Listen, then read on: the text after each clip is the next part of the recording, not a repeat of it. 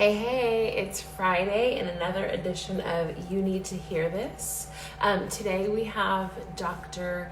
Amy Steele, who is a clinical psychologist and was with me about 2 weeks ago, and here she is. So let's get started.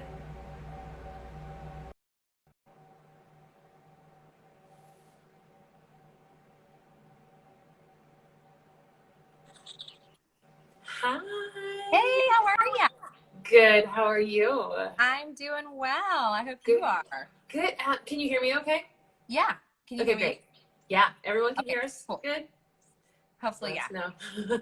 Oh, Hey. I love it. Oh shit, wisdom coming. Oh, funny. Oh, So gosh. Oh, funny. boy. No pressure there. Um, Sorry. If you guys saw like this very professional Instagram live setup that I have going on, I have one of my one of their blocks that's set up on something. So, because I felt like last time I was a little bit dark. So I was like, okay, let me try to see what I got going on here. So, that's so funny. we'll hope the block doesn't tumble. Yeah. Well, okay, so we're set up this time because I kicked my family out and I was like, I just need you out of here. I cannot handle all the screaming in the background, and we're trying to be professional here. Yeah, exactly. Yeah. Okay, so let's dive in because actually I've got messages from people who are really excited to Ooh, hear you okay. speak today. So, y'all, Okay. this is Dr. Amy Steele. And again, for those of you who have not, let me scoot up a little bit, this is the first time you are meeting her. She's in North Carolina and is a clinical psychologist and is going to tell you just a Right. little bit about her and her background, and then we'll just jump Yeah. in. So Okay, tell me great. about Thanks you. so much for having Yeah. me. I'm so excited to do that. So I am Dr. Amy Steele. Like Keisha mentioned, I'm the chief of our pediatric psychology and neuropsychology division at Levine Children's Hospital, which is a medium-sized children's hospital in Charlotte, North Carolina. So I'm happy to be here. I have recently started taking, psychology a little bit out from a therapy room and what I usually do with treating patients and their families, and really trying to be more vocal and spread some helpful tips that can really help anyone through Instagram and through doing some of these things with Keisha. So I'm happy to be here. I've been doing this probably about 12-ish or so years, not including any of my grad training. So, and predominantly I work with kids and their families who have medical illnesses or who have suffered some sort of trauma. So I'm happy to be here, Keisha, talking a little bit about anxiety today and any of the questions that folks have, sent in. So. Yay. Okay, so let's just jump right in. So basically, she's an expert. And what Sure. I love about your work is that you deal with trauma. And I think, we cannot understate the fact that people are dealing with trauma right now as a result of what we're experiencing Mm-hmm. globally. And Mm-hmm. even if you have your bills paid, there's food on the table, everyone's safe, fine, and healthy, there's still an element of this is traumatic that I think I'm guilty. I'm the first person that always says when I complain about something, I sort of cover it up with a blanket, first world problems, because I'm uncomfortable with owning the fact that I'm sad or I'm stressed or I'm scared, because my brain is always going to, yeah, but somebody else has it worse, Keisha, so stop. And that's that's not going to help me move through that emotion by just pretending it's not there. So I Right. think there is there is trauma that is happening as a result of what we're all Yeah. going through. So Yeah. that I being mean, and I said, think even if, yeah. no, go I ahead. mean, I think even if, yeah, I mean, even if we don't classify this as a trauma, there are still big emotions that come along with Yeah. it, right? And emotions are fine and feelings are okay. It's just how we act and what we do with them that they can become really the issue or can become a problem or concerning to us. So I think number one, and I have been saying this during COVID, and I'm not actually sure that I said it a lot before. Maybe I said it in a different way, but I would encourage all of us to just take a moment and check in with ourselves. Find some time by yourself. I know as a mom, as a working mom, as you know, you're home and you're with everyone. But find those 5 minutes and ask yourself, you know, how am I feeling, right? Like, what are all these big feelings that I have? Because likely we're all feeling stressed. We're anxious about the future. We may be sad and grieving, like we talked a little bit about last time. Our normal life that we had, things that we're missing out on, things that our children may be missing out on, how this may impact us. So there are lots of big emotions that come along with this. And I would encourage everyone to just take 5 and check in with themselves and do this periodically. Ideally, if you could do it daily, that's amazing. And then figure out what you need to do to work through some of those emotions. So would you use like a journal? Would you like sit with a journal and like ask yourself some quick check-in questions and then what should you do? Or like how should you do this? Yeah. I mean, I was actually just speaking this morning on a work call, and we talked a little bit about finding a buddy or a partner that you feel comfortable with and just doing a wellness check-in with them every so often, ideally once a week. So that's a really great idea where you can just ask, like, hey, how are you? And truly empathically listen to them. Ask, you know, have you eaten today? How's your sleep? Some of the basics. Are you feeling anxious? Okay. Like let's feel some of that. If they need some extra resources, certainly they could find that after your check-in. Have they moved their body today? You know, have they been outside? Just some very basic questions. So I think that's a good check-in that you can run through with yourself.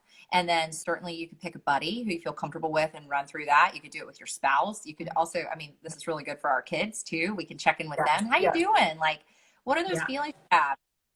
I did this with my daughter last night. We were reading a book about feelings. I mean, you know, I'm a psychologist. I can't help myself. But, you know, I asked her, I said, how are you feeling? I mean, you know, we don't always read books about feelings, but if mommy chooses, I'm choosing one of those, especially now. But you know, I asked her how she was feeling, and you know, I got some good stuff, and she's, you know, almost 4.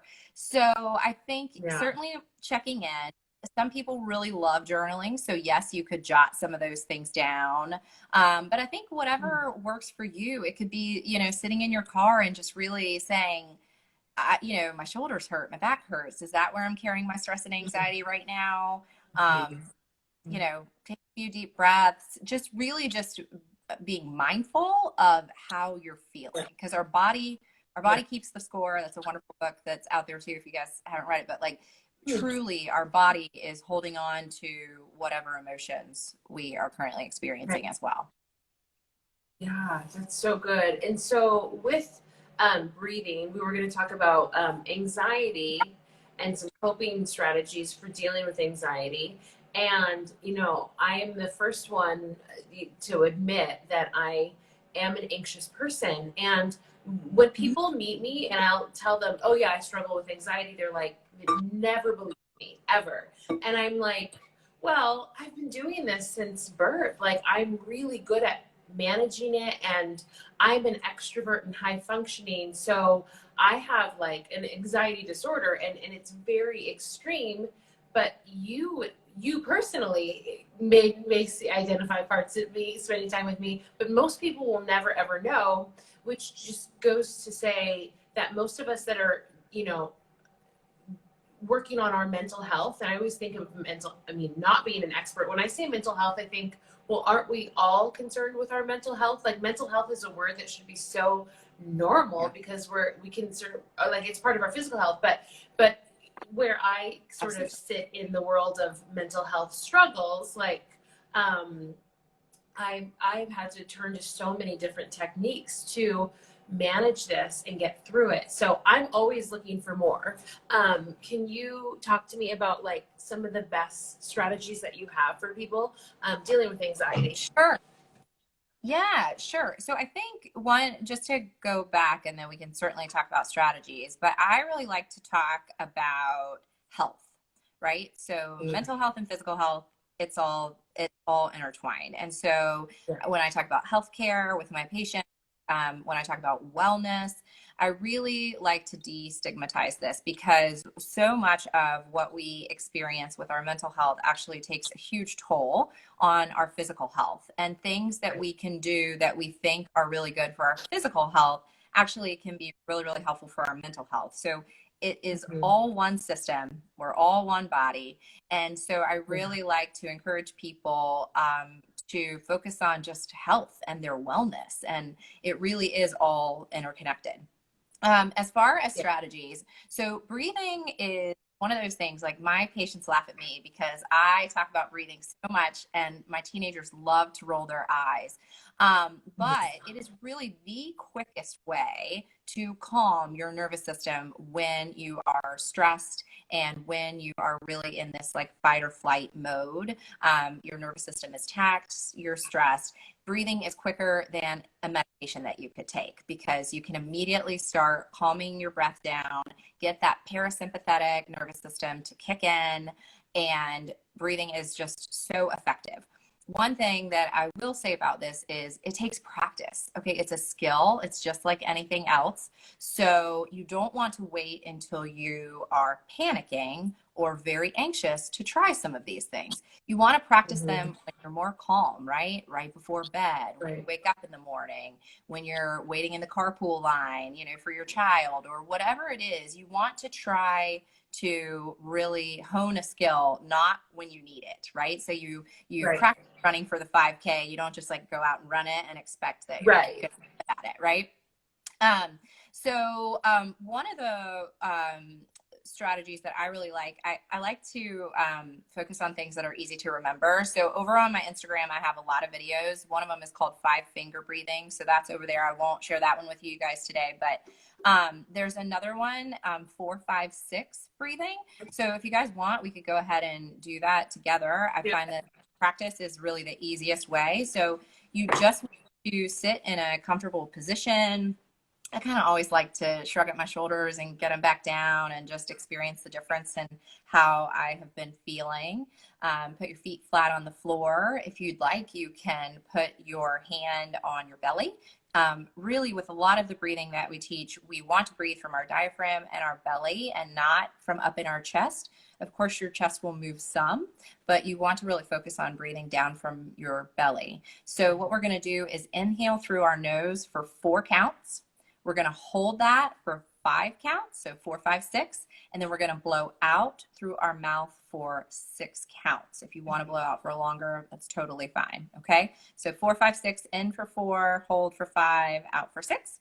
Okay, you guys ready? All right, so we'll breathe in for 4 through our nose. Hold for 5. And exhale through our mouth for 6.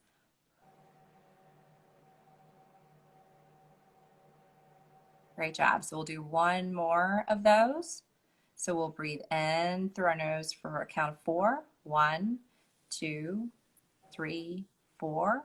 Hold for 5, 2, 3, 4, 5. And exhale all that air. Picture emptying your lungs for 6, 4, 5, 6.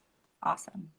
So even just doing a couple rounds of that can really help. Yeah, no, I feel it in my body right now. Like, it's funny to carry all of my anxiety in my stomach. And like when you said, like that connection of like your body, like experiencing that like in a very physical way. Well, I mean, I've had like chronic constipation since forever, like forever and ever and ever. Well, I also, that's where my anxiety is held. So like that connection between like it's, you know, affecting part of my body. Well, of course it makes sense. Absolutely. And I mean, you just posted something about, you know, your gut brain, you know, the connection there. And so there's so much that we can do with what we eat and our gut and how that impacts our mood and things like that and our anxiety. So, you know, you did a really nice post on that, and there's so much cutting edge research that's coming out about that. Totally. Someone had a question that they had learned 4 to 6, maybe, I think, I'm sorry, the questions keep scrolling, with their child. So what I will say about kiddos is find something that might work for them. They actually really might like, depending on how old your kiddos are, they really might like the 5-finger breathing that's over on my page, because it includes something visual and tactile. Yeah. So basically, just real quick, you inhale as you trace up, exhale, inhale, exhale, and then keep going. Okay. My almost 4-year-old even, kind of took to that. So Yeah. I will say that you can practice. 2 is a bit of a short hold, but you can always try it. Or you could do 4-4-4 breathing, which is box breathing. It always depends on a little bit on the age of your child and how engaged they are. At the same time, just reiterating what I said earlier, when your kids are really upset and having a meltdown, yes, you can try the breathing with them and certainly cue them to do it, but you will have want to practice the breathing before, Yes. so that they know what they're going to get started with. Because if I'm sure someone in your life has told you to take a deep breath and you're like, right. Mhm. So, you want to have them have a little bit of a skill and Yeah. exposure to it, Yeah. before. Well, and I'll say, at our kids' previous preschool, where we just came from, they had, excuse me, they had a yoga teacher, and we loved Miss Jenny, and so the kids came home and they started doing these things that I was like, wait, what? And like they would do it when they were angry, and I've got one with a temper who just fires up really quick, and so I would notice that child would be in the corner going, mumbling something, doing something with their fingers. And I'm like, what are you saying? And both my kids are like, well, Miss Jenny told us that when we're feeling big feelings, when we're angry, we, go, peace begins with me. Peace begins with me. And it's a mantra. And I'm like, when my 3-year-old's telling me I've got a mantra, I'm like, oh my gosh. Yes. But it works. And because Miss Jenny has built that into her class, my kids do it all the time. I mean, like, I never need to remind them. They are doing it all the time. And in fact, when mommy's angry, they're like, Mama, peace begins with me. And I literally do it. I close my eyes and I'm like, ooh, God, help me to keep these kids alive. So it's amazing. So you're right. It really has to be built in before the actual moment of, And it's really never too early to start. No. With kids and giving them some coping skills, because so often, I mean, we get to our adult lives and we're like, we've never experienced, COVID. We've never experienced being home and in quarantine. Now what do we do? And so we thought we had some coping skills like going out with friends or, all these things that maybe have aren't available right now. And so for children, if we instill things, then they gradually learn coping skills that are developmentally appropriate too. Yeah. And it's really never too late for us to learn some new coping skills as well. It's so funny that you brought up the peace begins with me, because I may use that when I'm in meetings. Before I speak, I might say something like that and really evaluate whether or not I need to do it. The other thing that can be really nice, just right now, we're all stressed and perhaps anxious, and taking a mindful pause. So really what that is saying either aloud or in your head, pause before reacting. So that can be reacting to your spouse or partner or reacting to your children, taking a mindful pause. And it really is it gives you a moment where you could take a big breath before you respond. And likely, unless it's an emergency situation, it's okay to pause. So Yeah. Well, this is so good. So when I was in school last year at integrative nutrition, we did a whole unit on breathing, and it was so good. And I won't be able to recall all the science and research, but the things that blew my mind was there's so much science behind. There's so many studies extensively about breathing and what it can do in terms of I don't know, it was things like lowering oh gosh, it wasn't cholesterol, but it was all these unbelievable, maybe it was, incredible physical changes of people who are taking medicine for something. And it's so basic, oxygen to the brain is very critical, and how oxygen in blood, and it was so scientific that I'd never considered it before. I didn't realize, I mean, obviously breathing is important, but no, like we aren't breathing enough and we are not supplying our body with everything it needs. And so, I mean, I like honestly, like breath work is so fascinating to me. Yeah.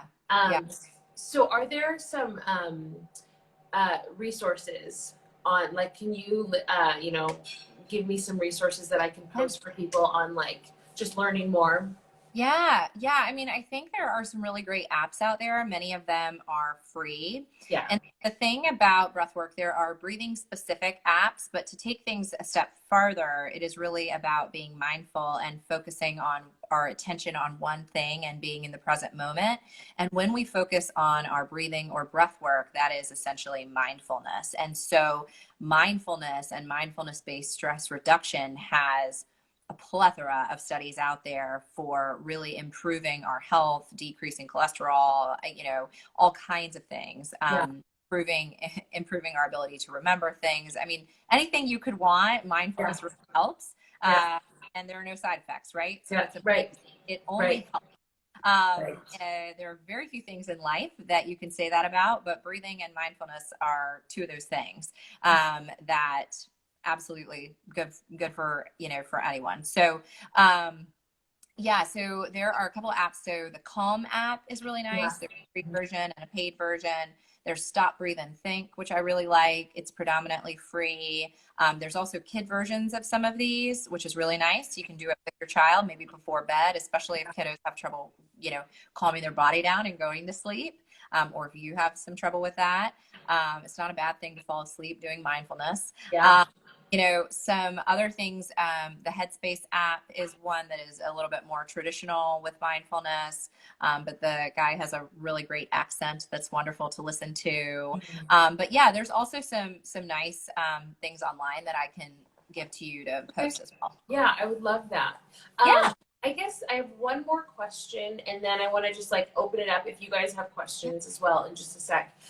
So one of the things you may have seen I posted this week was about you know, Breonna Taylor, the woman who was shot, and so last time we talked about like we are living in this really strange time, all of us, all over the globe, and we also have normal daily life problems in addition. And so we talked about, you know, what about, you know, somebody who's lost their grandfather or their dad or their aunt got diagnosed or whatever with cancer or whatever. Like there is life stress, and then there's the COVID stress, and it's really, it just feels like, you know, the more people I talk to, they're just like, I'm not doing well. I'm like, the stress is mounting. And so, you know, there's also, you know, we talked about like limiting your TV exposure, but for me, like I know this last week, it's really, I don't watch TV, but I do, you know, right now. And these two events of these shootings of African Americans have just, they've weighed on me so much that they're honestly, and knowing that I have an anxious, you know, I have anxiety as my, constant companion. I have struggled to want to go outside. I've struggled to want to run. I've struggled to like, and so can you speak to like, and because you work with people in trauma, can you sort of speak to like, if you were, you know, sitting down with me privately and I was saying, I'm not sure what to do first, you know, when my anxiety just swells, and it's just, it could be one simple thought. It could be a simple trigger of, well, if I go on a run today, what's going to happen to me? So obviously you can't speak to, you know, we're not talking about systemic racism, but like the working through, I've got to continue to live. I can't stop doing the things that I love that bring me joy. How do I put on those shoes and actually get out the door? Yeah, that's a big question, Keisha. It's a big Uh, one. I think with not a simple answer, obviously, because it does involve so much. But I think if we take it back to the basics, Yeah. and if all of a sudden you're waking up and you're saying, I'm not doing well for whatever the reason, Yeah. and I don't even want to eat, or my appetite's gone, or I don't want to go for that run that I know will help my mental health, or all those things, I think you can start by saying, what is it that I need right now? Am I so stressed and anxious that I need a good cry? Do I need to talk about this with someone? Do I need to do a brain dump and, write all of this down on paper? Like, these are all the things I think for you in particular, quite honestly, I think if you don't do those, it's something I've talked about before. I have a whole video on it. But because very few psych things are easy to say in like 1 minute. And I'm trying to be concise for you guys, I promise. But a brain dump really simply is you can wake up in the morning, and my kids are coming to the window, which is awesome. That's okay. But you can very simply wake up or whenever you do it and go ahead and write down all the things that you are worried and anxious about, and then keep those on a pad of paper, and just kind of the very act of giving yourself a minute, 2 minutes, 5 minutes, and putting those down on paper can allow you to get them out of your mind. That can be also why therapy is so effective. We really take things out of your head onto paper, or things like that. Certainly somebody saying breathe to get grounded. Absolutely. So come back to the present moment. When you are anxious, you're very much in your head. So there's another technique, 5, 4, 3, 2, 1. So you can name really simply, you can name 5 things that you see, 4 things that you hear, 3 things that you can feel, 2 things that you can smell, 1 thing that you can taste, right? So that's another grounding. So breathing is great. Breath work is an excellent grounding procedure or strategy.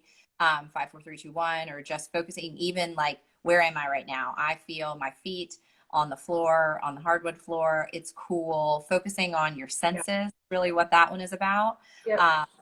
And I think, there are huge, big emotions that go along with what we're experiencing right now.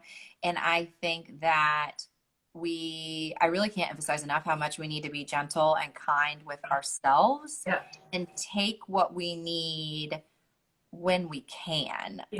I know it's not realistic for you to go sit and process and do all of that when it's in the morning and you need to get your kids ready and all of this, but perhaps you say, okay, I'm going to breathe and get grounded now, go on that run, take my kids out, and then later tonight I'm going to ask my partner or something, or I'm going to wake up earlier to like process a little, because there's so much to process that we do really have to give ourselves some time. And I'm guilty of this too. I was like all over the place the other day, and I was like, maybe I just need to like sit and like get off my phone and disconnect and get off this and that and the other and just sit. Because we don't often get that time, but that is something really good that we can do for ourselves also. It's so good. And I think we keep going back to, and this is in every discipline.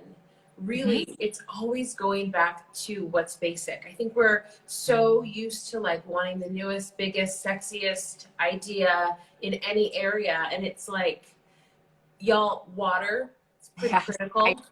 Sleep, breathing, checking in, human connection, like less TV, less, processed food, like less processed living.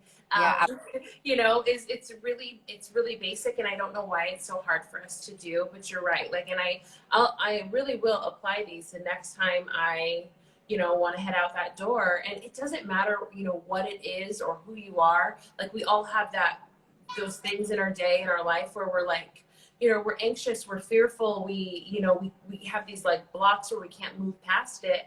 And it may be as simple as grounding, going, wait a minute, hold on.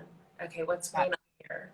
And I love your suggestion of having sort of a person to check in with once a week, and like just one safe person that I could, I could say, Amy, can you just be my person that I can real talk? I don't have to disclaim, okay, I love my kids, but just know I can just say all these things.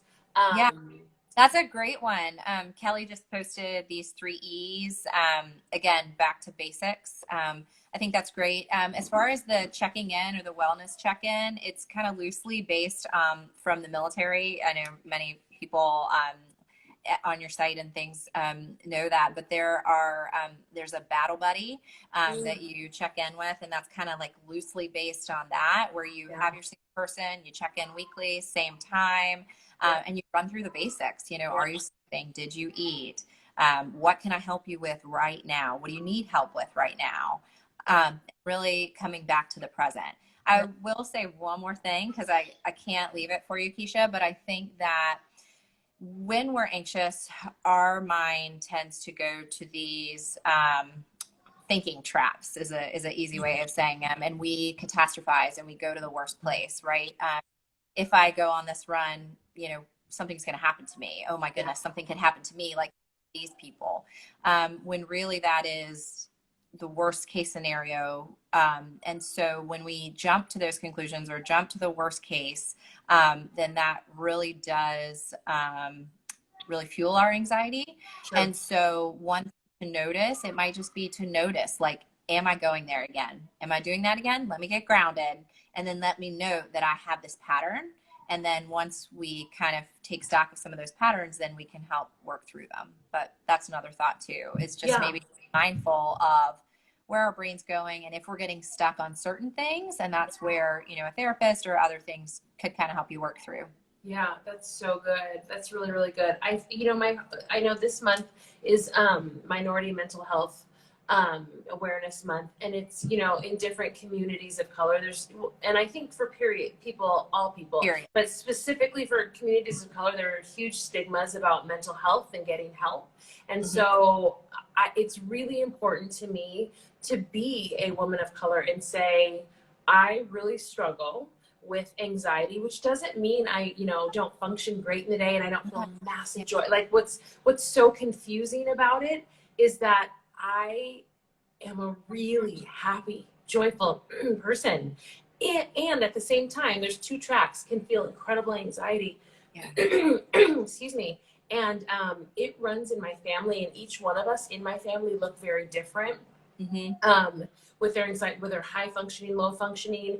And I want to be really honest with people. I have been in counseling since I was a teenager. And when Dave and I got married, we decided every time he has a shore tour, since he's in the Navy, and so sometimes he's deployed, sometimes he's not, we would always be in counseling. We decided that when we were dating, if we got married, we're going to be group thinking therapy was for others and not for us. Yeah, totally. Yeah. So we've been married for 11 years. We are always like, every time we move, we get a therapist prevented. It's like I got my doctor, I got my dentist, I got the therapist, and there is nothing wrong with, being honest about who you are. And this is our brain, like our precious brain that we want to function for our entire life. So I feel really, really passionate about, modeling for people, communities of color, like this is what we need to do. There was old thinking about it, but it doesn't matter what your grandpa says or your dad says. New thinking is we have to mentally be healthy and seek out resources and model this for our children. Exactly. Yeah. So all of this is so helpful. Like you really have been so helpful. And I want to make sure, I don't want to take up too much more time of yours, but if anyone has any questions for this expert goddess, please go ahead and type them in. Because she is like, I could literally sit here and be like, teach me. Oh, thank you. Thank you. Yeah. I'm going to take questions that you guys might have. I do think it's really important. Thank you so much. The more we talk about mental health as really being health and mental health care as being healthcare, we can reduce the stigma. May is actually just Mental Health Month. So I've been sharing tips for improving mood or mental health all month over on my Instagram. And it's so funny. I've had even psychologists and other people be like, yeah, we need to do this. I'm like, yeah, we need to talk about this more, and not just in an exam room with a patient either. I mean, we need to, really share some of these things. And I am hopeful that one thing that can come out of all of this COVID stuff is that certainly there will be some silver linings, and us valuing human connection and checking in with one another and taking care of ourselves and our neighbors and other people hopeful will stick with us. Absolutely, without a doubt. And you see that in so many different, I will just say, I just had this conversation with my neighbor about parents appreciating teachers and being a teacher for my entire career, feeling,